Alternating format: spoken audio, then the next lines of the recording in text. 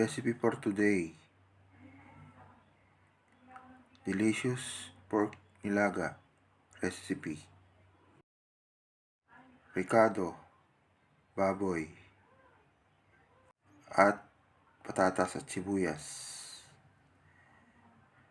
at katawan ng pechay, at dahon ng pechay.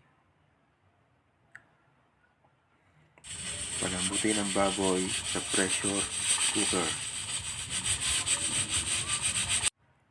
Malambot na ang baboy. Lagyan ng asin.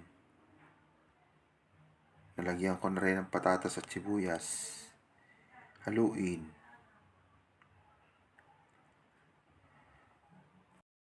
Ilagay ang katawan ng pechay. Haluin. Ilagay ang dahon.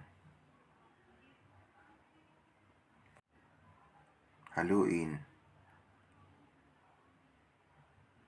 Lagyan ng patis para masarap, malinamnam ang ating nilagang baboy.